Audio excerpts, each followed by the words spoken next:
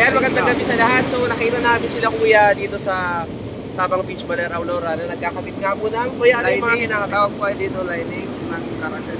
Dito po yung purpose niya sa mga anti-scratch sasakyan. So, kaya sorry para pamporma na rin at saka anti-scratch, tama? Opo.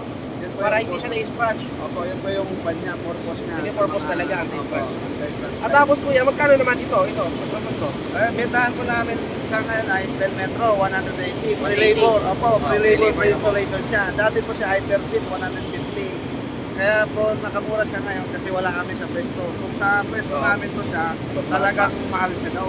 150 Bell Metro, tapos hindi pa kasama. Ano yun kuya? Magbibigay ka ng number, pwede ba kayong i-text, i-PM? Pwede po. Tapos parang ganito, punta ka dito sa Barangay 1 de la Cruz. Ganito, magkita tayo, ganun, pwede yun. Opo, pwede po pag yung Bawas maganda. araw ng market, doon po kami ay nagpupunta sa ganito, naglalako. Sa Baler, anong araw kayo? Sabado po. Sabado, maghapon. Opo, kaya Sa San Luis, San Luis.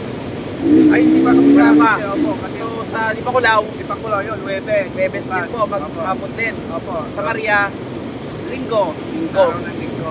so kunin ko na yun ang number mo kuya para ilagay natin sa video. Opo. Para kontakin ka na lang kung sakali man na makita. O mapanood.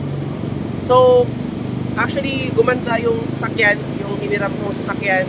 Tapos of course, ang kagandahan talaga yan is yung anti-scratch na syempre, pinili nyo yan ng mahal at ayaw yung magasgasan, no? Yung mga gilid-gilid. Ito. So, napakaganda. So, text na lang sila or PM nyo ako mismo. Ako na lang kukontak sa kanila, no? Pag medyo nahirapan kayo kontakin sila, kuya. So, yun lang po. Ano pangalan, kuya? Sam. Sam. Si brother. Aldrin po. Alvin. Aldrin. Aldrin. So, taga Sambuanga. Zamboanga. Zamboanga din po siya. Opo. Pero sa kayo nakatira dito kayo. Sa Barangay Supply. Dito, support kayo. Opo. So, punta kayo sa Maria, punta sa San Luis, tapos uuwi ng flight. Opo. Okay, so yun lang po, no? Sa Baler naman yung pinakamadaming sasakyan so far. So, alam nyo, mga kapatid, no, mga sir, boss, para sa akin na malaking tulong. Actually, wala naman kaming budget talaga na magpagawa. Siyempre, para makatulong na lang din kuya, tulungan nyo kami. Tulungan din namin kayo. Diba? So, napakagandang bagay yun. Kasi, yun naman talaga yung purpose natin sa buhay, no? Magtulungan kung may kaya kong tulong, kahit pagkano lang pa, di ba? O, kagaya niyan, actually, hindi naman sana kami magpapalagay. Pero syempre, napakabait ko kuya. Why not? Malaking tulong, di ba, sa bawat isa. Chill, mga kapatid. God bless everyone.